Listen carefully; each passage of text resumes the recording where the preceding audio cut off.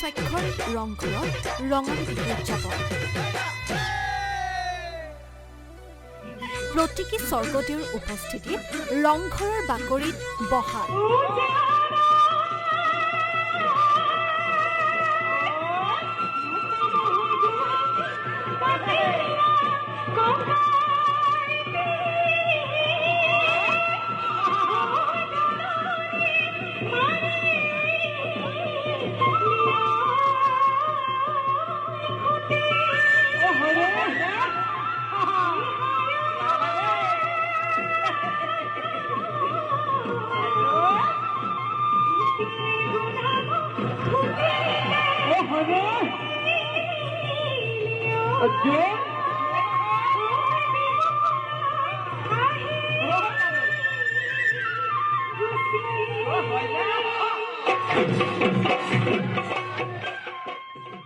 সংস্কৃতিৰ সমাহাৰত ৰঙীন হ'ল ৰংপুৰ।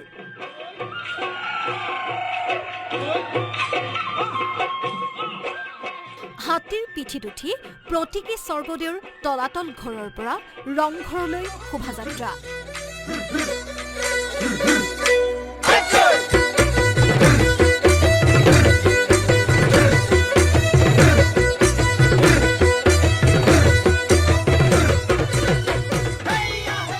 অসমীয়াৰ আয়ুস ৰেখা বাপুতি সাহোন ৰঙালী বিহু আজি মানুহ বিহু।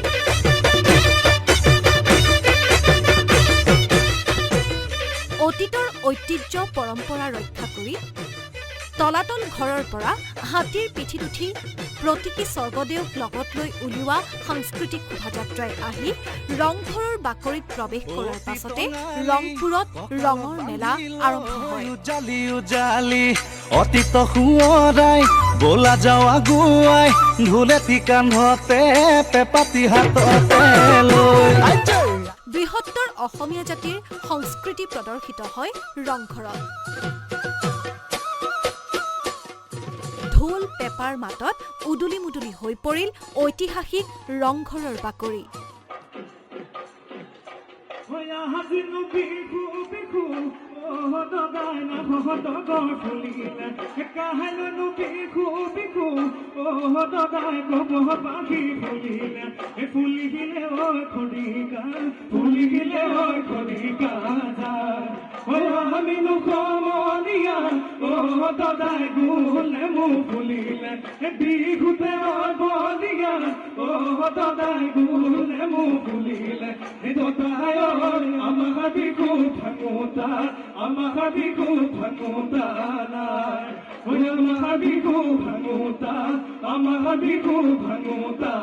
সদৌ টাই আহোম ছাত্ৰ সন্থাৰ দ্বাৰা ৰংঘৰৰ বাকৰিত ঐতিহ্য আৰু পৰম্পৰা ৰক্ষা কৰি আয়োজন কৰা অষ্টদশ বৃহত্তৰ ৰংপুৰ ৰঙালী বিহু সন্মিলনত ৰংঘৰ গুমগুমাই উঠিল ঢোলৰ চাপৰত।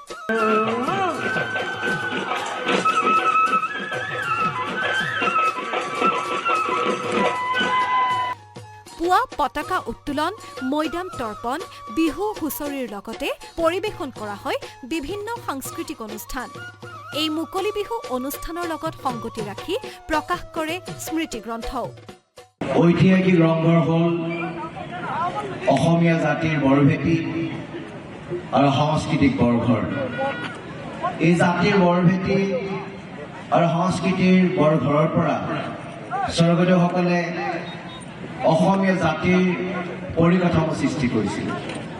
যি পৰিকাঠামোৰ ফলত অসমত বসবাস কৰা প্ৰতিটো জাতি জনগোষ্ঠীৰ সম্প্ৰীতি আৰু সমন্বয়েৰে বসবাস কৰি জাতিটোক চহকী আৰু সমৃদ্ধিশালী কৰি তুলিছিল। আৰু এই ৰংঘৰৰ বাকৰিটি জাতি বৰ্ণ ধৰ্মৰ নিৰ্বিশেষে সকলোৱে যাতে সাংস্কৃতিক দোলেৰে আৰু সম্প্ৰীতিৰ দোলেৰে বান্ধ খাই থাকি জাতিটোক যাতে অধিক শক্তিশালী কৰিব পাৰে তাৰ কাৰণে পণ লৈছিল। আৰু স্বৰ্গদেউসকলৰ সেই নীতি, সেই আদৰ্শ, সেই দৰ্শন, সেই দূৰদৰ্শী চিন্তা চেতনা সৰুগত কৰি আমিও বৃহত্তৰ ৰংপুৰ ৰঙালী বিহু উদযাপন সমিতিয়ে 18টা বসন্ত আমি ৰংঘৰ বাকৰিত বিহু উদযাপন কৰিছোঁ আৰু ইয়াৰ পৰা সম্প্ৰীতি আৰু সমন্বয়ৰ বাৰ্তা দিবলৈ আমি প্ৰয়াস কৰিছোঁ। উল্লেখযোগ্য যে অতীতৰ ঐতিহ্য পৰম্পৰা ৰক্ষা কৰি তলাতল ঘৰৰ পৰা হাতীত উঠি প্ৰতীকী স্বৰ্গদেউ বৃহৎ শোভাযাত্ৰাৰে আহি ৰংঘৰত বিৰাজ কৰাৰ পাছতে ৰংপুৰত ৰঙৰ মেলা আৰম্ভ হয়। জাতি ধৰ্ম বৰ্ণ নিৰ্বিশেষে সকলোৱে উৎসাহ উদ্দীপনাৰে অংশগ্ৰহণ কৰা এই বিহুৱে ৰংঘৰৰ বাকৰিৰ পৰা প্ৰেৰণ কৰে সমন্বয়ৰ বাৰ্তা। শিৱসাগৰৰ পৰা ভিডিঅ' জাৰ্নেলিষ্ট মফিদুলৰ সহযোগত শংকৰজ্যোতি শইকীয়াৰ ৰিপৰ্ট, আছাম টক্স।